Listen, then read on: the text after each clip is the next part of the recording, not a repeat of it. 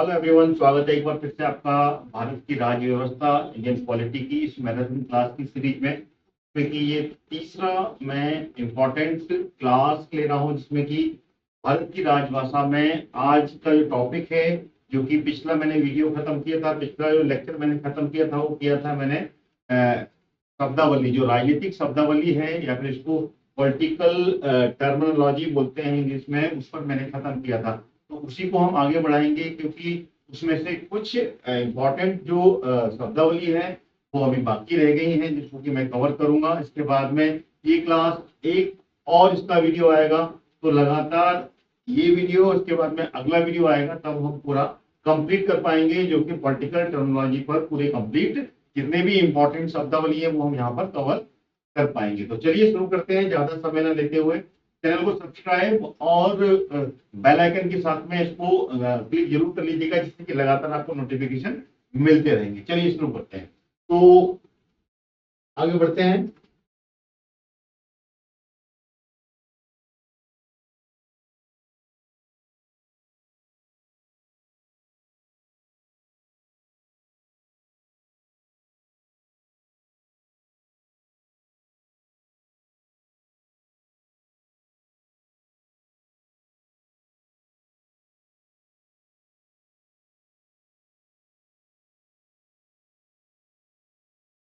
पिछली जो क्लास थी उस क्लास में मैंने लास्ट जो पॉलिटिकल टर्मिनोलॉजी ली थी वो ली थी मैंने प्रस्तावना पर। प्रस्तावना जिसको प्रेम्बल कहा जाता है, इसको हमने कंप्लीट किया था और इसमें हमने समझा था कि किसी भी राष्ट्र के का जो संविधान है, किसी भी राष्ट्र का जो संविधान है उसके आरंभ में जो भी परिचय प्रदान करने वाले भाग होते हैं उसको प्रस्तावना कहा जाता है।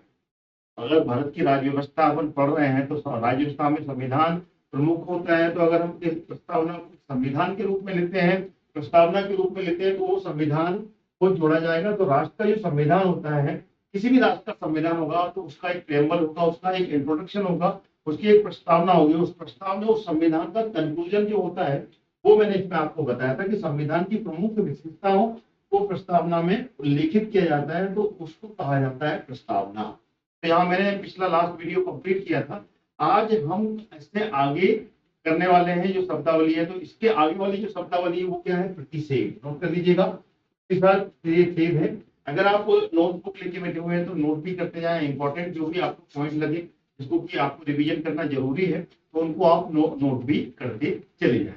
तो चलिए आगे बढ़ते हैं इस पॉइंट पर, जो कि है अगला टर्मिनोलॉजी है पॉलिटिकल प्रतिषेध। तो प्रतिषेध का मतलब क्या होता है? प्रतिषेध प्रलेख अगर हम बात करें तो प्रतिषेध प्रलेख जो होता है वो अगर हम यहाँ पर देखा जाए तो उस समय जारी किया जाता है जब निम्न न्यायालय के समक्ष किसी भी ऐसे मामले की कार्रवाई लंबित हो जिसकी सुनवाई करने का अधिकार उसे प्राप्त नहीं हो। प्रतिषेध, ठीक है ना। प्रतिषेध की एक प्रकार की अगर देखा जाए तो रेट है ये। संविधान में इसके बारे में जानकारी मिलती है। संविधान में आर्टिकल 32 और आर्टिकल 226 उच्चतम न्यायालय और उच्च न्यायालय दोनों के लिए अलग अलग आर्टिकल की व्यवस्था की गई है। तो उसमें जो प्रतिषेध के बारे में जानकारी है तो वही प्रतिषेध है। तो प्रतिषेध का मतलब होता है कि निम्न न्यायालय में के समक्ष ऐसे मामले लंबित हों जिसकी सुनवाई करने का उसको अधिकार प्राप्त नहीं है, यानी कि ऐसे मामले जो कि निम्न न्यायालय में नहीं चल सकते हैं उनको उच्च न्यायालय में चलना चाहिए। ऐसी कार्रवाई का जब प्रावधान यहाँ पर होता है, लंबित होता है, तो ऐसी सुनवाई का अधिकार उसको नहीं होता है, उसको प्रतिषेध कहा जाता है। नोट कीजिएगा, ठीक है ना। तो इसके बारे में अगर देखा जाए तो भारत के संविधान के आर्टिकल 32 और 226 में इसके बारे में जानकारी मिलती है। अगर हम बात की जाए जो मामले जो कि निम्न कोर्ट में नहीं चलने चाहिए वो हाई कोर्ट में चलने चाहिए, तो उसका अधिकार निम्न कोर्ट को नहीं होता है, निम्न न्यायालय को नहीं होता है और वो चलाता है, उसको प्रतिषेध कहा जाता है। तो आर्टिकल 32 में उच्चतम न्यायालय के बारे में जानकारी दी गई है। अगर उच्च न्यायालय ऐसे मामले चलाता है जो कि उसके अधिकार में नहीं आते हैं, उसको प्रतिषेध कहा जाता है, यानी कि वो मामले पूरे पूरे उच्चतम न्यायालय में यानी कि सुप्रीम कोर्ट में चलने चाहिए। इसी तरीके से अगर निचली अदालत जो लोअर कोर्ट होती है, लोअर कोर्ट में अगर वो मामले चलते हैं जो कि हाई कोर्ट में चलने चाहिए, जो कि उच्च न्यायालय में चलने चाहिए, वो प्रतिषेध कहलाता है। तो दोनों के मामले में यहाँ पे राज्य के लिए आर्टिकल 226 में इसके बारे में जानकारी मिलती है, और ये केंद्र के लिए है, उच्चतम न्यायालय के लिए, सुप्रीम कोर्ट के लिए आर्टिकल 32 में ये रिट जारी की जाती है। इसको रिट कहा जाता है, नोट कीजिएगा, ये रिट है जो कि 5 तरीके की जो रिट होती है उस रिट में से एक रिट कहा जाता है प्रति स्टेट। क्लियर हो गया होगा। अगला ले लेते हैं। अगला जो है वह है प्रत्यायुक्त विधान। क्या है? प्रत्यायुक्त विधान। प्रत्यायुक्त विधान जो टर्मिनोलॉजी है ये वो होती है जिसमें कि विधानसभा जिसे अधिनियमित करने, यानी कि इसमें वह विधान यानी कि लॉ, विधान का मतलब होता है लॉ, वह विधान जिसे अधिनियमित करने के लिए संसद के द्वारा कार्यपालिका, जो संसद द्वारा कार्यपालिका को अधिकार प्रदान किया गया हो। ठीक है ना, इसमें क्या है, संसद जो एग्जीक्यूटिव है, ठीक है ना, एग्जीक्यूटिव को जो कार्यपालिका होती है उसको अधिकार प्रदान किया गया हो तो प्रत्युक्त विधान कहलाता है वो, यानी कि उसके द्वारा जो कार्य किया जाता है उसको प्रत्युक्त विधान कहते हैं। ठीक है, कार्यपालिका को केवल कानून और अधिनियम बनाने का अधिकार होता है, यानी कि जो कार्यपालिका जो एग्जीक्यूटिव होते हैं वो इसको कानून को क्या बनाने का अधिकार होता है। ठीक है ना, और अधिनियम, कानून जो भी होते हैं और जो अधिनियम होते हैं उनको बनाने का अधिकार होता है। नोट कीजिएगा, अधिकार होता है जिसे संसद के द्वारा पारित किया जाता है। समझ में आ गया होगा। प्रत्युक्त विधान मतलब कि जो विधान, जो लॉ बन रहा है, लॉ के लिए जिसकी नियुक्ति की जाती है, उस लॉ बनाने के लिए नियुक्ति की जाती है, उसको प्रत्युक्त विधान कहा जाता है, जो कि संसद के द्वारा कार्यपालिका को ये कार्य सौंपा जाता है। जब कार्यपालिका वो विधान, वो अधिनियम बना लेती है, वो कानून को अधिनियम बनाती है, उसका अधिकार उसको देता है, जैसे कि संसद के द्वारा पारित, यानी कि वो कानून फिर संसद में जाता है और संसद में जाने के बाद में लोकसभा और राज्यसभा में उसके अकॉर्डिंगली उसको पारित किया जाता है। तो ये कहा जाता है प्रत्युक्त विधान। ठीक है, आपको समझ में आ गया होगा। अगला जो शब्दावली है, अगली शब्दावली को ले लेते हैं अपन, ये है प्रत्यक्ष लोकतंत्र। नोट कीजिएगा, प्रत्यक्ष लोकतंत्र। प्रत्यक्ष लोकतंत्र का मतलब यहाँ पर क्या है ये हमें समझना है। तो इसमें क्या होता है, इस राजनीतिक व्यवस्था में, जो अभी वर्तमान में जो राजनीतिक व्यवस्था भारत में जो चल रही है, उस राजनीतिक व्यवस्था में प्रतिनिधित्व लोकतंत्र का निषेध किया जाता है। प्रतिनिधित्व लोकतंत्र का निषेध किया जाता है और इस व्यवस्था में कोई भी कानून पास करने अथवा किसी विषय पर भी निर्णय करने का अधिकार जनता को प्राप्त होता है। ठीक है ना, यहाँ पे क्या है, इस राजनीतिक व्यवस्था में प्रतिनिधित्व लोकतंत्र का निषेध किया जाता है और इस व्यवस्था में कोई भी कानून पास करना या फिर किसी भी विषय पर निर्णय करने का अधिकार जनता को प्राप्त होता है। यानी कि एक ऐसी व्यवस्था जो कि प्रत्यक्ष लोकतंत्र की व्यवस्था होती है, जिसमें कि जनता के द्वारा ही कानून बनाया जाता है, इसमें कोई भी प्रतिनिधित्व तो नहीं होता, कोई एक प्रतिनिधि। जैसे भारत में क्या है, भारत में जनता के द्वारा एक प्रतिनिधि चुना जाता है और वो प्रतिनिधि राज्यसभा या फिर लोकसभा या फिर राज्य की जो व्यवस्था होती है जिसमें कि विधानसभा और विधान परिषद होती है, वहां पर जाकर पहुंचता है और वहां से वो अधिनियम, वो नियम, ठीक है ना, कोई भी कानून पास करता है। ठीक है ना, एक प्रकार की व्यवस्था जो भारत में ली गई है वो सीधी इस तरीके की व्यवस्था है कि एक इलेक्शन होता है, चुनाव होता है, चुनाव के द्वारा एक प्रतिनिधि चुना जाता है। लेकिन यहाँ पर जो प्रत्यक्ष लोकतंत्र की बात की जाती है, तो प्रत्यक्ष लोकतंत्र में लोकतंत्र की व्यवस्था होती है और इसमें प्रतिनिधित्व का लोकतंत्र नहीं होता है, कोई प्रतिनिधि नहीं होता है। ये व्यवस्था सीधे के सीधे यहाँ पर जनता के पास जाती है। यानी कि इस व्यवस्था में कोई भी कानून पास करना या फिर किसी भी विषय पर निर्णय लेने का अधिकार जो होता है वो किसके पास में होता है, वो जनता के पास में होता है। नोट कीजिएगा, जनता के पास में होता है। और यहाँ पर जो व्यवस्था होती है, ठीक है ना, इसमें कोई प्रतिनिधि नहीं होता है और एक प्रकार का ये शासन व्यवस्था जो होती है ये एक 5वीं शताब्दी से स्थापित है। किसी ये व्यवस्था जो होती है, प्रेरणा जो होती है 5वीं शताब्दी से स्थापित ग्रीस लोकतंत्र से मिलती है। यानी कि ग्रीस में जो लोकतंत्र था, वहां पे जो डेमोक्रेसी थी, वहां पे जो व्यवस्था थी वो 5th सेंचुरी में ग्रीस में की जाती थी, जिसमें कि जनता के द्वारा किसी भी कानून का निर्णय लिया जाता था और उसको पारित किया जाता था। तो क्लियर हो गया होगा प्रत्यक्ष लोकतंत्र का मतलब यहाँ पर क्या निकलता है। अगला ले लेते हैं। अगला जो है वो है प्रत्यक्षवाद। प्रत्यक्षवाद क्या होता है, तो प्रत्यक्षवाद के ऊपर चलते हैं। प्रत्यक्षवाद ये टर्मिनोलॉजी होती है एक ऐसा देश जो कि विश्व के अन्य देशों के मामले में कोई भी हस्तक्षेप ना करने की नीति तब तक अपनाता है जब तक कि उसे अपने देश का हित प्रभावित नहीं होता है। तब तक के बाद का मतलब यही है, मतलब एक ऐसा देश, एक ऐसी कंट्री जो कि विश्व के अन्य देशों के मामले में कोई भी हस्तक्षेप ना करने की नीति जब तक अपनाता है तब तक कि वो है अपने देश की हित का प्रभावित, यानी कि अपने देश पर अगर कोई आंच जब तक नहीं आ रही जब तक वो दूसरे देश के किसी भी विषय में हस्तक्षेप नहीं करेगा, उसको कहा जाता है पृथकवाद, यानी कि अपने आप को अलग कर लेना, पृथक कर लेना। पृथकवाद यानी कि किसी भी वाद से अलग कर लेना, किसी भी विषय से अपने आप को अलग कर लेना जब तक कि वो विषय हमें खुद प्रभावित नहीं कर रहा हो, उसको कहा जाता है पृथकवाद। क्लियर हो गया होगा। अगला पॉइंट चलते हैं। अगला पॉइंट है पूंजीवाद।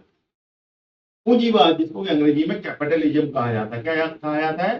कैपिटलिज्म, इसमें कि पूंजी व्यवस्था पर आधारित जो व्यवस्था होती है उसको पूंजीवाद कहा जाता है, यानी कि एक ऐसी आर्थिक प्रणाली वो की अभिव्यक्ति यहाँ पर करता है, अभिकल्पित किया गया है। एक ऐसी आर्थिक प्रणाली को अभिकल्पित करता है जिसमें कि प्रत्येक व्यक्ति स्वतंत्र रूप से पूंजी का उपार्जन कर सकता है।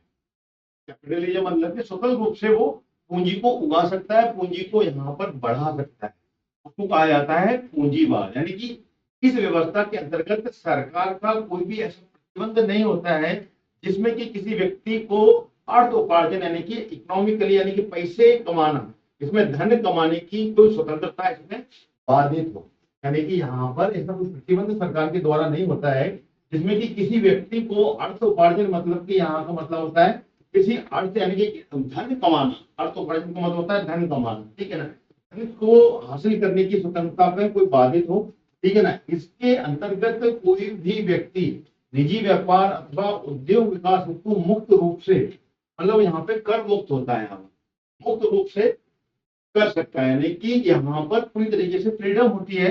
तो इस व्यवस्था को पूंजीवाद कहा जाता है, कैपिटलिज्म कहा जाता है, जिसमें कि आप अपनी व्यवस्था को में सरकार का कोई भी प्रतिबंध ना हो, ठीक है ना, कोई भी प्रतिबंध नहीं हो, उसको कहा जाता है, ठीक है। तो व्यापार अथवा उद्योग का जो विकास मुक्त रूप से कर सकता है, ऐसी व्यवस्था को पूंजीवाद कहा जाता है। यानी कि यहाँ पर राजनीतिक परिप्रेक्ष्य में पूंजीवाद व्यक्तिगत स्वतंत्रता और उदारवादी राजनीतिक समस्याओं से की जो रक्षा का कवच यहाँ पर प्रदान करता है। सीधी सीधी बात है, यहाँ पे लिखा हुआ है, देखो राजनीतिक परिप्रेक्ष्य में अगर जो पॉलिटिकली नेचर में कहा जाए तो पूंजीवाद व्यक्तिगत स्वतंत्रता, उदारवादी राजनीति संस्थाओं के लिए रक्षा कवच प्रदान करता है।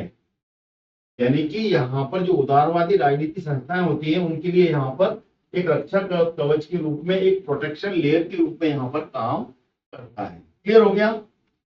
यहाँ तक मेरे ख्याल से क्लियर हो गया। अब इसके लिए एक एग्जाम्पल दिया हुआ है, पोलित ब्यूरो निर्वातम सोवियत संघ में साम्यवादी दलों की सर्वोच्च सत्ता को नीति निर्धारित करती थी, ठीक है ना। यहाँ पर क्लियर हो गया क्या? पोलित ब्यूरो निर्वातम पोलित ब्यूरो निर्वातमान सोवियत संघ, जो जिस समय अभी सोवियत संघ नहीं रहा है, यूएसएसआर जिसको कहा जाता था, तो जिस समय यूएसएसआर था उस समय यहाँ पर ये व्यवस्था थी। उस समय क्या ना कि पोलित ब्यूरो निर्वातमान सोवियत संघ में साम्यवादी दल थे, उस समय जो साम्यवादी दल थे, तो साम्यवादी दलों की जो सर्वोच्च सत्ता थी जो की नीति निर्धारित करती थी और उसे पोलित ब्यूरो कहा जाता था। क्या कहा जाता था उसको? उसको पोलित ब्यूरो कहा जाता था, ठीक है ना। तो आजकल प्रत्येक साम्यवादी राजनीतिक दल ने अपना पोलित ब्यूरो स्थापित कर रखा है। जितने भी साम्यवादी दल हैं वो अपना एक स्वयं का पोलित ब्यूरो यहाँ पर स्थापित कर लेते हैं, वो वहां पर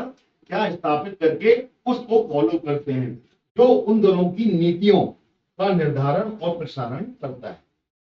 जो भी साम्यवादी दल होते हैं उनका खुद का एक पोलित ब्यूरो होता है। जैसे कि आज से पहले जब यूएसएसआर था तो उनका जो पोलित ब्यूरो था वो उसकी नीति निर्धारण, उसकी पॉलिसी मेकिंग बनाता था और उसको फॉलो वो साम्यवादी दल करते थे। तो ये था इसका मतलब पूंजीवाद का। क्लियर हो गया होगा। आगे चलते हैं अगली टर्मिनोलॉजी पर। अगले जो शब्द है वो है फांसीवाद। फांसीवाद क्या कहा जाता है इसको, और ये है क्या, इसको भी समझ लेते हैं अपन। तो फांसीवाद जो है वो एक अधिनायकवाद, ठीक है ना, इसको अधिनायकवादी कहा जाता है। क्या कहा जाता है? फांसीवाद एक अधिनायकवादी जन आंदोलन से प्रेरित था। अधिनायकवादी एक जन आंदोलन से प्रेरित था, जो कि मध्यम वर्गीय पूंजीवादी सभ्यता तथा युद्ध के पश्चात देश में जो एक प्रकार का एक कष्ट होता था, देश में जिस प्रकार का एक कष्ट था और जिस तरीके की यहाँ पर परिस्थितियां पैदा हो गई थी, ठीक है ना, उसके जो एक प्रकार से एक रिएक्शन हुआ, एक प्रतिक्रिया के रूप में प्रथम विश्व युद्ध के समय, तब प्रथम विश्व युद्ध के पश्चात जब फर्स्ट वर्ल्ड वॉर खत्म हो गई थी, उसके पश्चात में इटली तथा अन्य यूरोपीय देश में ये विकसित हुआ। इटली तथा अन्य देशों में ये विकसित हुआ था, उसको यहाँ पर फांसीवाद कहा जाता है। और अगर हम इसके बारे में बात की जाए तो ये जो है वो यहाँ आपको पूरा मिल रहा है, ठीक है ना। तो यहाँ पर क्या हुआ था, ये फर्स्ट वर्ल्ड वॉर के बाद ये जो शब्द है ये फर्स्ट वर्ल्ड वॉर के बाद में ये सामने आया है, और इसमें इटली तथा उसके साथ के जो यूरोपीय कंट्री है उसमें ये विकसित हुआ। और फांसीवाद राजतंत्र और पूंजीवाद तंत्र तथा पूंजी दोनों का विरोध करता था। फांसीवाद है वो यहाँ पर किस किस का विरोध करता था, स्वतंत्रता के बाद में यहाँ पर दिखाया फांसीवाद न केवल प्रजातंत्र के यहाँ पर राजतंत्र और पूंजीवाद, राजतंत्र और पूंजीवाद दोनों का ही यहाँ पर विरोध करता था। तो फांसीवाद न केवल प्रजातंत्र अथवा तथा लौकिक प्रभुत्वता का विरोध, ठीक है ना, यहाँ पर क्या लौकिक प्रभु सत्ता का विरोध भी करता था, ठीक है ना, बल्कि स्वतंत्रता, समानता, बंधुत्व के स्थान पर कर्तव्य, अनुशासन, बलिदान के सिद्धांत पर जोर देता था। ठीक है, क्लियर हो गया। यहाँ पर क्या है, यहाँ पर कर्तव्य, अनुशासन, बलिदान के सिद्धांत पर भी ये जोर देता था। फांसीवाद राष्ट्रवाद अत्यधिक महत्व देता था और फासिस्ट हिंसा में विश्वास करते थे। ये फासिस्ट हिंसा पर ये विश्वास करते थे। उनका मत था कि केवल युद्ध मानव ऊर्जा को सर्वोच्च चुनाव लाता है और लोगों की उदारता को मोहर लगा देता है। लोगों की मोहर यानी कि यहाँ पर एक प्रकार से जो युद्ध है केवल मानव ऊर्जा की को सर्वोच्च चुनाव में लाता है और यहाँ पर उन पर उदारता की मोहर लगा देता है। यानी कि यहाँ पर एक प्रकार से उदार सत्ता जो उदारता की मोहर लगाने का प्रयास यहाँ पर किया गया है इस फांसीवाद की टर्मिनोलॉजी में। ठीक है, अगला टर्म ले लेते हैं। अगली जो शब्द है वो है फेबियन।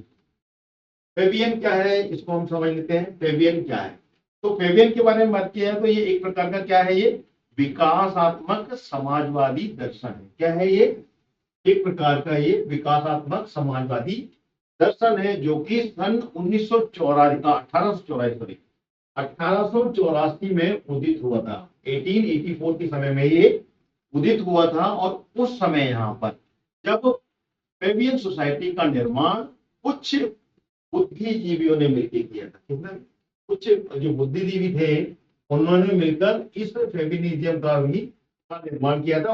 और इस सोसाइटी का नामकरण रोमन जनरल फेबियन मैक्सिमस कंकेटियर के आधार पर हुआ था। ठीक है ना, इसका की नाम ही था जनरल फेबियस मैक्सिमम, तो उसके आधार पर इसका ये नामकरण किया गया था। ठीक है, तो नामकरण किसके हुआ था, रोमन जनरल फेबियस मैक्सिमस कंकेटियर के आधार पर हुआ था। और इसमें वे ही तरीके अपनाए गए थे जो कि रोमन जनरल के द्वारा यहाँ पर जो कर्थेज क्या बोलते हैं इसको, हाँ ये कर्थेज और जनरल हनीबेल के विरुद्ध अपनाए गए थे। यानी कि यहाँ पर दो जनरल थे, ठीक है, रोमन जनरल के द्वारा कर्थेज और जनरल हनीबेल के विरुद्ध में जो यहाँ पर एक प्रकार के जो नियम अपनाए गए उसी को यहाँ पर फेबिनियन में फॉलो करते हैं। ठीक है, यहाँ तक मेरे ख्याल से आपको बात समझ में आ जानी चाहिए। बहुत ही बार बार जब आप इसके बारे में समझेंगे, पढ़ेंगे, इसको जानेंगे, तब जाके थोड़ा सा अच्छे से क्लियर हो पाएगा। फेबियन बात के अनुसार प्राकृतिक संसाधनों का लाभों को प्राप्त करने के लिए अधिकार समान बद सबके लिए होता है। यहाँ पर क्या ना, जो प्राकृतिक संसाधन है, जो नेचुरल यहाँ पर रिसोर्सेस है, उसका जो यूज करना है वो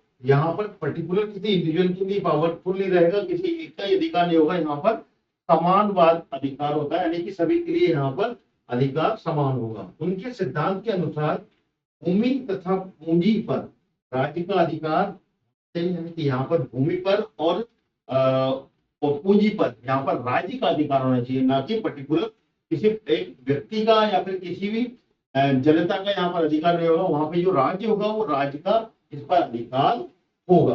यानी कि यह राज्य सकारात्मकता की भलाई के लिए संस्था के रूप में मानता था। यानी कि यहाँ पर क्या ना, राज्य को एक सकारात्मक भलाई की संस्था के रूप में माना गया है। किसमें? फेबिनियन में। फेबियन में क्या है, राज्य को एक जनता की भलाई के लिए और वहां पे सकारात्मक भलाई की संस्था के रूप में उस राज्य को यहाँ पर माना गया है, माना था। उनका मत था कि धन वितरण समान हो, जिसमें कि आय की असमानता दूर हो सके। यानी कि यहाँ पर डिस्ट्रीब्यूशन सिस्टम, यानी कि एक राज्य को एक संस्था जो कि वहां पर रह रहे लोग, सीधी सी बात, सिंपल सी बात समझ सकते हैं अपन, यानी कि सकारात्मकता की भलाई की संस्था इसलिए मानी गई कि वहां पर एक इक्वलिटी डिवाइड हो सके। इक्वलिटी के लिए ये बात की गई है, जिसमें कि फेबियन वाद की शब्द का उपयोग किया गया। फेबियन मतलब कि यहाँ पर ना कोई छोटा होगा ना कोई बड़ा होगा, एक संस्था होगी जो संस्था सभी को इक्वली डिस्ट्रीब्यूट करेगी। यहाँ पे कि ऊंच नीच का फर्क खत्म होना चाहिए, उसको फेबिनियन कहा गया। यानी कि जिसमें कि आय की असमानता को दूर किया जा सके, ठीक है ना। आय की यानी कि जो इनकम की जो अप एंड डाउन जो होते हैं, किसी के पास में ज्यादा धन होता है, किसी के पास में कम होता है, किसी के पास में इनकम ज्यादा होती है वो ज्यादा अमीर हो जाता है। तो अमीरी और गरीबी की जो असमानता है उसको दूर करने के लिए फेमिनिनवाद का जन्म हुआ था, ठीक है। तो ये क्या ना, ये व्यक्तिगत स्वतंत्रता की भी रक्षा करना चाहता था, और इसलिए स्थानीय संस्थाओं को व्यापक स्वतंत्रता का पक्षधर था। जो स्थानीय संस्थाएं वहां पर उस समय क्रिएट हो गई थी, उसको भी यहाँ पर वो व्यापक स्वतंत्रता देने के लिए पक्षधर में पक्ष में रहता था, ठीक है। तो ये क्लियर होना चाहिए फेबियन का मतलब यहाँ पर क्या होता है। यानी कि यहाँ पर जो इकोनॉमिकली डिसबैलेंस हो जाता है उसको इक्वल करने के लिए इस फेमिनिन वाद का उपयोग किया है, ठीक है। यहाँ तक क्लियर हो गया होगा। अगला पॉइंट देखते हैं। अगला जो है वो है बुर्जुआ। बुर्जुआ जो एक टर्मिनोलॉजी है वो किस लिए उपयोग होती है? ये एक फ्रांसीसी शब्द है, सीधी सी बात है। ये सबको अगर आपने नहीं सुना है नोट कर लीजिएगा, ये एक फ्रांसीसी वर्ड है, ठीक है ना, जिसका उपयोग मध्य वर्ग के लिए किया जाता है। यानी कि जो मिडिल क्लास है, मिडिल क्लास के लिए इस शब्द का, इस वर्ड का प्रयोग किया जाता है। और यहाँ पर एक व्यक्ति, कार्ल मार्क्स ने इस शब्द का काफी प्रचलन किया था, यानी कि उसने काफी ज्यादा इसको प्रचलित किया। कार्ल मार्क्सवाद जो है सिद्धांत, उसमें इस शब्द का उपयोग ज्यादा किया गया है और उसने इसको काफी ज्यादा प्रचलित किया था। और यहाँ पर क्या, शहरी क्षेत्र में निवास करने वाले मध्यम वर्ग को भी इसे बुर्जुआ वर्ग में सम्मिलित किया। यानी कि जो शहर में, जो अर्बन एरिया में जो व्यक्ति रह रहे थे, जो व्यक्ति वहां पर निवास कर रहे थे, उन मध्यम वर्गों के लिए इस शब्द का उपयोग काफी ज्यादा किया गया। कौन सा? बुर्जुआ वर्ग। बुर्जुआ एक फ्रांसीसी शब्द है और शहर में रहने वाले व्यक्ति जो मध्य वर्ग थे उनको यहाँ पर बुर्जुआ कहा है, ठीक है। और आगे क्या है यहाँ पर? पूंजीपति, उत्पादनकर्ता, सौदागर, महाजन, व्यापारी और अन्य कार्यों से जुड़े हुए सदृढ़ आर्थिक स्थिति वाले लोगों को, ठीक है ना, जिनकी सामाजिक स्तर उन्नत हो, ये इस वर्ग में आते थे। यानी कि वर्जुआ शब्द में, जो वर्जुआ शब्द है उसमें कौन कौन सी कैटेगरी को यहाँ पे क्लासिफाई किया गया था? पूंजीपति, उत्पादनकर्ता, सौदागर, महाजन और व्यापारी तथा अन्य कार्य, जो कि एक यहाँ पर कार्यों में एक मजबूत आर्थिक स्थिति वाले जो लोग थे, ठीक है ना, जिनका की सामाजिक स्तर उन्नत हो, ठीक है ना, इस वर्ग पर आते थे। तो यहाँ पर इनको, ये इस वर्ग में आते थे, ठीक है। तो इस वर्ग में कुछ विशेष लक्षण थे यहाँ पर, ठीक है ना, जैसे कि रूढ़िवादी विचारधारा थी यहाँ पर, असुरक्षा की भावना से भयभीत रहना, ये सारे एक विशेष लक्षण यहाँ पर देखने को मिलते थे। रूढ़िवादी परंपरा यानी कि रूढ़िवादी विचारधारा के लोग यहाँ पर मिलते थे हमें, जिसमें कि बुर्जुआ कहा जाता था, जो कि एक रूढ़िवादी परंपराओं के साथ में आगे बढ़ते थे। असुरक्षा की भावना थी कि कहीं ना कहीं पे हमारी जो इकोनॉमिकली जो बैलेंस है, वो डिसबैलेंस ना हो जाए तो वो कहीं ना कहीं पे असुरक्षा की भावना से भी भयभीत रहना इत्यादि ये शब्द यहाँ पर देखने को मिलते हैं, जो कि वर्जुआ के अंतर्गत आते हैं। इनका प्रभुत्व आर्थिक तथा राजनीतिक दोनों प्रणालियों पर कायम रहता था और इनके द्वारा सामाजिक आचार व्यवहार परंपरा स्थापित की जाती। क्लियर हो गया? यहां तक मेरे ख्याल से आपको क्लियर हो गया।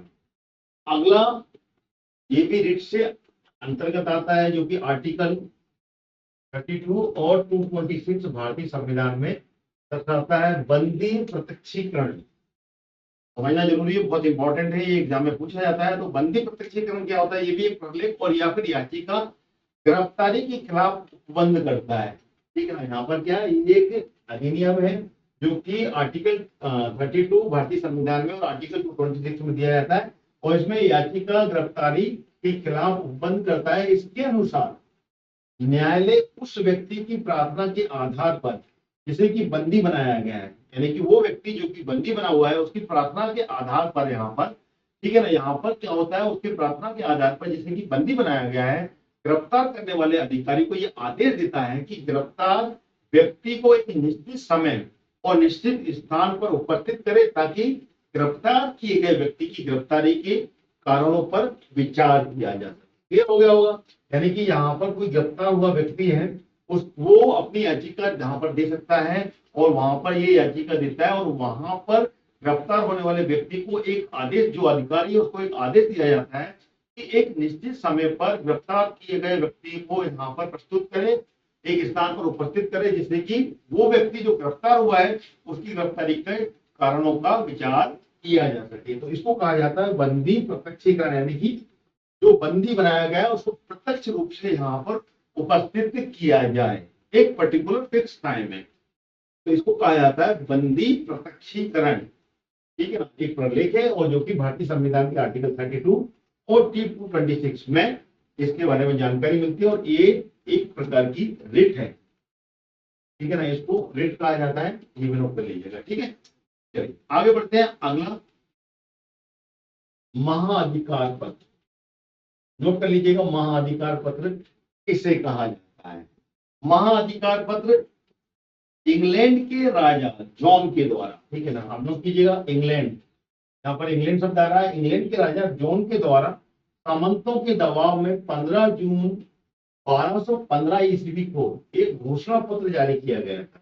ठीक है ना? इस घोषणा में सामंतों को कुछ निश्चित अधिकार प्रदान किए गए, और ये घोषणा पत्र के द्वारा आधुनिक लोकतंत्र की नींव रखी गई, और इसके द्वारा मूल अधिकार और समान न्याय की व्यवस्था की परंपरा स्थापित हुई। वास्तव में ये घोषणा पत्र अधिकारों का एक चार्टर था, यानी कि एक प्रकार की एक नियमावली थी कि किस तरीके से हमें यहाँ पर एक आधुनिक लोकतंत्र की नींव रखी जाए।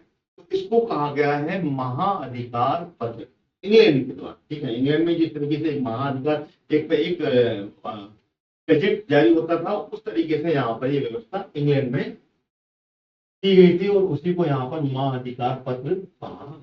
ठीक है, यहाँ से क्लियर हो गया होगा। चलिए आगे बढ़ते हैं। अगला आ गया महाभियोग। महाभियोग ये भी संविधान में के बारे में जानकारी मिलती है, संविधान में इसके बारे में बिल्कुल दिया गया है। ठीक है, भारतीय संविधान के द्वारा स्थापित कुछ पदों, कुछ अधिकारों में कथित तौर पर कदाचार और अपराध के आधार पर जो संवैधानिक यहाँ पर एक टर्मिनोलॉजी स्थापित, एक टर्म का उपयोग किया जाता है, उसको महाभियोग कहा जाता है। यानी कि यहाँ पर भारतीय संविधान में इसके बारे में व्यवस्था की गई है, उसके द्वारा ये स्थापित किया गया है इसमें कि कुछ पद, जैसे कि राष्ट्रपति का पद है, उपराष्ट्रपति का पद है, या फिर CGI, chief justice of India, इनका जो पद है, इनके पदों पर जो जांच बिठाई जाती है, अगर ये कहीं पर कुछ कदाचार में या फिर अपराध के आधार पर यहाँ पर संवैधानिक उपबंधों के अंतर्गत यहाँ पर इनको पद मुक्त करना है, तो उसके लिए यहाँ पर महाभियोग उन पर लगाया जाता है, और महाभियोग की प्रक्रिया यहाँ पर की जाती है। क्लियर हो गया होगा? सार्वजनिक उपबंधों के अंतर्गत पद मुक्त। ठीक है, तो यहाँ पर पद मुक्त किया जा सकता है, और उसके लिए यहाँ पर इस प्रक्रिया को महाभियोग की प्रक्रिया कहा जाता है। महाभियोग पारित करने के लिए विशिष्ट बहुमत की आवश्यकता होती है, एक पर्टिकुलर बहुमत की आवश्यकता होती है यहाँ पर। और उसके बाद में महाभियोग लाने के लिए 14 दिन पहले संबंधित पदधारक को इस बात की सूचना दी जाती है। यानी कि अगर किसी व्यक्ति पर, कोई भी व्यक्ति उस पद पर धारण है, चाहे वो राष्ट्रपति हो, राष्ट्रपति हो या फिर चीफ जस्टिस ऑफ इंडिया हो, तो उसको 14 दिन पहले उसके संबंधित इसके बारे में सूचना दी जाती है कि आप पर महाभियोग चलाया जाएगा। क्लियर हो गया महाभियोग किसे कहा जाता है? चलिए आगे बढ़ते हैं। अगला शब्द आ गया मानव अधिकार। मानव अधिकार यानी कि मानव को कौन कौन से अधिकार होने चाहिए, कैसा अधिकार, किस तरीके से इस मानव अधिकार शब्द का उपयोग होता है। यानी कि वे अधिकार जो कि जन्मजात होते हैं, यानी कि मानव, कोई व्यक्ति जब पैदा होता है उसके बाद में जन्मजात जो अधिकार होते हैं उसको मानव अधिकार कहा जाता है, जिन्हें कि किसी संविधान, सरकार के द्वारा निषेध नहीं किया जा सकता। यानी कि कोई भी संविधान उस व्यक्ति की, जो मानव जाति का है, जो जन्म हुआ है, जो जन्म से तो जो अधिकार मिलते हैं वो अधिकार कहलाते हैं मानव अधिकार। यानी कि इसको कोई भी संविधान या वो कोई भी सरकार उसको निषेध, उसको खत्म नहीं कर सकता, उसके अधिकार को छीन नहीं सकता है, वो अधिकार कहलाता है मानव अधिकार। यानी कि प्राकृतिक अधिकार के रूप में भी जाना जाता है। यानी कि प्रकृति के द्वारा जो उसको जन्मजात मिले अधिकार, वो अधिकार कहलाते हैं मानव अधिकार। यानी कि प्रकृति, यानी कि उदाहरण के लिए जैसे जीवित रहने का अधिकार, जीवित रहने का अधिकार, अपना धर्म और संस्कृति अपनाने का अधिकार, बोलने का अधिकार, यानी कि भाषण देने का। अगर हमें अपने किसी एक पर्टिकुलर टॉपिक पर, किसी विषय पर बात करनी है, किसी को उसका उद्बोधन देना है, उसको भाषण देना है, तो भाषण देने का अधिकार, उसको बोलने का अधिकार, ये सारे जो अधिकार होते हैं ये एक मानव अधिकार के अंतर्गत आते हैं। और ये सारे अधिकार कोई भी संविधान या फिर कोई भी सरकार इसको बाधित नहीं कर सकता, इस पर रोक नहीं लगा सकता। तो ये इसको कहते हैं मानव अधिकार, ह्यूमन राइट्स। ठीक है, क्लियर हो गया यहाँ पर? भाषण देने या बोलने का अधिकार, यानी कि संविधान इन सभी अधिकारों को मूल अधिकार के रूप में स्थान प्रदान करता है। ठीक है ना? कौन सा? मूल अधिकार। क्लियर हो गया होगा यहाँ पर? इन अधिकारों को यहाँ पर मूल अधिकार के रूप में स्थापित करता है। ठीक है ना? प्राप्त होते हैं संयुक्त राष्ट्र संघ के द्वारा। संयुक्त राष्ट्र संघ, यहाँ देखो संयुक्त राष्ट्र संघ आ गया, आपको मानव अधिकार से संबंधित कुछ अधिकार निश्चित किए गए हैं। ठीक है ना? तो वो क्या है? एक प्रकार के पारिवारिक जीवन जीने का अधिकार, आपराधिक मामलों में परीक्षण करने की समानता का अधिकार, राजनीतिक स्वतंत्रता, अमानवीय दंडों में अपने आप को बचाने का अधिकार इत्यादि। तो बहुत सारे अधिकार यहाँ पर मिलते हैं जो कि एक ह्यूमन राइट्स कहलाते हैं और उसी को यहाँ पर मानव अधिकार की संज्ञा दी जाती है। क्लियर हो गया होगा मानव अधिकार से? Very simple. भारतीय संविधान में भी मानव अधिकार बारे में जिसको कि मूल अधिकार भी कहा जाता है। मूल अधिकार भारत के संविधान में जो कि भाग 3 में आते हैं, भाग 3 में आते हैं, जो कि कहां से आते हैं? आर्टिकल 12 से लेकर आर्टिकल 35 के अंतर्गत जो अधिकार है उनको कहा जाता है। ठीक है, ह्यूमन राइट्स, जिसमें कि स्वतंत्रता की आजादी, ये सारी चीजें दी गई है आर्टिकल में। तो ये सब आपको क्लियर होना चाहिए, जो कि हम आगे अगली क्लासेस में इसके बारे में डिटेल से हम पढ़ेंगे। ठीक है, आगे बढ़ते हैं। Martial law. मार्शल लॉ क्या होता है इसको हम यहाँ पे समझेंगे। यानी कि जब किसी, इसको समझते हैं, जब किसी असैनिक सरकार के द्वारा किसी निश्चित रूप से कुछ निश्चित समय के लिए शासन भार सेना को सौंप दिया जाता है।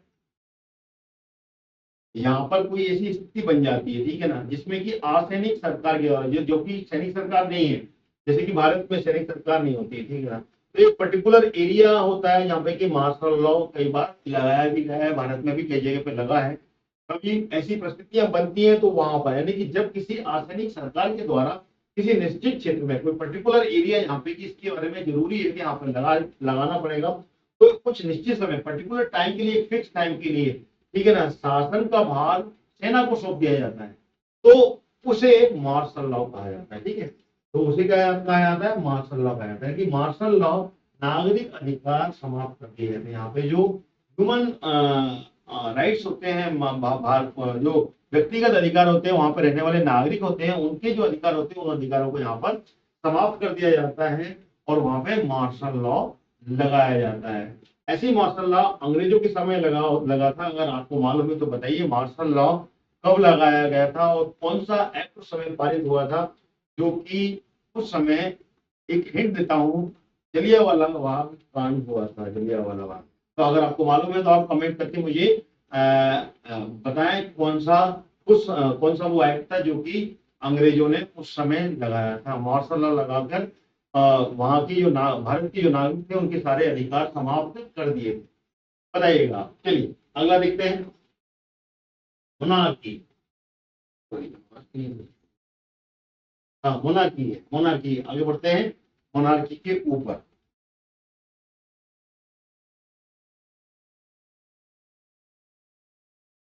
मोनार्की ऐसी सरकार का प्रमुख वंशानुगत होता है। मतलब मोनार्की का मतलब होता है इसमें कोई भी एक ऐसी सरकार जो कि वंश के जरिए चले, यानी कि वंश का ही व्यक्ति उस सरकारी पद पर आगे बढ़ता रहे। पहले एक व्यक्ति था और उसी के वंश का जो पुत्र है या फिर पुत्री है, ठीक है ना, तो उसी परिवार से कोई भी व्यक्ति दूसरा उस पद पर राज्य का अध्यक्ष बन जाए और जीवन जब तक रहे उसका, तब तक वो उस पर शासन करे, और जैसे उसकी मृत्यु हो जाती है उसके बाद में उसकी संतान उस पद पर अधिकार कर ले, उसको मोनार्की कहा जाता है। क्लियर हो गया? मोनार्की का मतलब ये होता है कि एक परिवार, एक वंश का वहां पर शासन चलना, यानी कि राज्य का जो अध्यक्ष है, जो राष्ट्र का अध्यक्ष जो है, वो अपने जीवन तक शासन करे, उसके बाद में उसकी मृत्यु हो जाए तो उसकी संतान, उसके पुत्र या उसकी पुत्री उस पद पर बैठ जाए, वो अधिकार कर ले, उसके बाद में वो आगे बढ़ाए, वो कहा जाता है मोनार्की। ठीक है, यानी कि उसकी मृत्यु के बाद में संतान। जैसे कि इंग्लैंड और नेपाल में इसी प्रकार का शासन का प्रबंध होता था, लेकिन अभी हाल ही में नेपाल में एक लोकतंत्र हो गया है और यहाँ पर उसका संविधान बन गया है। नेपाल में संविधान बन चुका है, लेकिन इंग्लैंड में आज भी वहां पर मोनार्की, और वहां पर जो राष्ट्र का अध्यक्ष होता है वो अध्यक्ष एक ही परिवार से, किंग, पहले क्वीन थी, क्वीन की मृत्यु के बाद में आज अभी किंग बने हैं। तो इंग्लैंड में अभी इसी तरीके की मोनार्की। ठीक है, क्लियर हो गया? लेकिन नेपाल में अभी यहाँ पर क्या है, नेपाल में लोकतंत्र हो गया है। पहले था नेपाल में, यहाँ पर नेपाल में वही व्यवस्था थी, मोनार्की सिस्टम चालू हो। ठीक है, यहाँ तक क्लियर हो गया? अगला पॉइंट देखते हैं। अगला है राष्ट्रीयकरण। राष्ट्रीयकरण यानी कि नेशनलाइजेशन। नेशनलाइजेशन क्या होता है यहाँ पर, यानी कि किसी राष्ट्र की जो सरकार के द्वारा किसी सेवा अथवा उद्योग को निजी क्षेत्र से सार्वजनिक हित के लिए सरकार के अधीन करना, यानी कि कोई भी ऐसी व्यवस्था जो कि एक निजी क्षेत्र में चल रही है, लेकिन उससे सरकार को, उससे उस देश को उससे ज्यादा वहां के रहने वाले जो नागरिक हैं उनको अगर फायदा पहुंचता है, तो ऐसी निजी क्षेत्र को सार्वजनिक हित के लिए सरकार अपने अधीन कर लेती है, उसको नेशनलाइजेशन या फिर राष्ट्रीयकरण कहा जाता है। ठीक है ना, जिसमें कि ऐसा उद्देश्य होता है जिसमें कि सरकारी उद्योग की स्थापना करना, यानी कि सार्वजनिक कर दिया गया उसको अपने अधीन करते हुए, और उस उद्देश्य से सरकारी उद्योग की स्थापना करना तथा संचालन स्वयं करना राष्ट्रीयकरण कहलाता है। भारत में भी ऐसे कई नेशनलाइजेशन हुए, कई ऐसे राष्ट्रीयकरण हुए, जो कि 1969 की बात की जाए तो उस समय जो अंग्रेजी शासन में जो बैंक उस समय स्थापित किए गए थे, तो उन बैंक का नेशनलाइजेशन किया गया, राष्ट्रीयकरण किया गया, उसको भारत सरकार ने अपने अधीन किया था। इंदिरा गांधी जी ने उस समय ये कार्य किए थे। जो प्रमुख बैंक थे जैसे कि स्टेट बैंक ऑफ इंडिया, वो भारत के में उसको विलय किया गया, तो भारत सरकार ने अपने हित में लिया। बहुत सारे बैंक ऐसे थे जिसका कि नेशनलाइजेशन 1969 में किया गया था, तो उसी को राष्ट्रीय नेशनलाइजेशन कहा जाता है, जिसमें कि सार्वजनिक हित के लिए सरकार अपने अधीन कर लेती है और उससे सरकारी उद्योग के रूप में स्थापित किया जाता है, और उसका संचालन जो होता है उसको नेशनलाइजेशन का। क्लियर हो गया होगा यहाँ पे? ठीक है, तो अब आप चलते हैं अगले पॉइंट की ओर। नेशनलाइजेशन मेरे ख्याल से क्लियर आपको हो जाना चाहिए। अगला पॉइंट देखिए,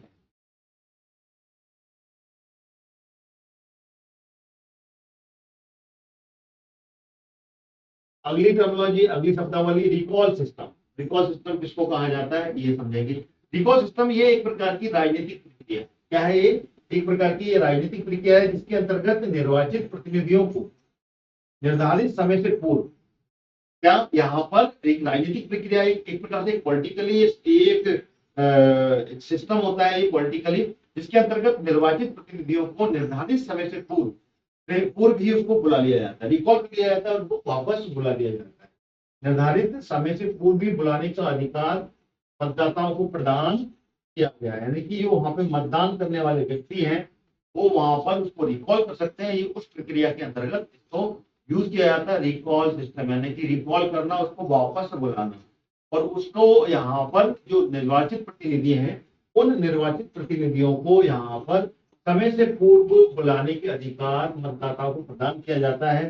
भारतीय संविधान में इस प्रकार का कोई प्रावधान नहीं है, ये भारत में नहीं है, लेकिन अन्य जगह होता है। कि रिकॉल जो टर्मिनोलॉजी है उसका उपयोग कैसे होता है, ये उसके बारे में बताएगा कि रिकॉल कैसे, इस शब्द का उपयोग, रिकॉल मतलब वापस बुलाना, किसी भी प्रतिनिधि को, जनता को उसका अधिकार देना और जनता उसको वापस बुला सकती है। लेकिन भारत में इसकी व्यवस्था इस तरीके से की गई है जैसे कि इलेक्शन के समय में यहाँ पर एक नोटा दबाया जाता है। नोटा यानी कि अगर कोई प्रतिनिधि इलेक्शन के समय खड़ा हुआ है, इलेक्शन में खड़ा हुआ है और वो प्रतिनिधि अगर हमको समझ में नहीं आता है तो हम उसमें नोटा मतलब के नॉट इंटरेस्टेड, वो एलिजिबल नहीं है, हम उसको वोट नहीं देंगे, तो उसमें आप नोटा प्रेस करते हैं ईवीएम में, आपने देखा होगा नोटा होता है, या फिर वो जो कैंडिडेट पसंद आता है उस पर हम यहाँ पर अपना वोट डालते हैं, या फिर उनमें से कोई पसंद नहीं आता है फिर नोटा बटन अपन प्रेस करते हैं। तो उसी तरीके से यहाँ पर एक रिकॉल सिस्टम की व्यवस्था अन्य देशों में देखने को मिलती है, यहाँ पे कि वहां के नागरिकों को यह अधिकार होता है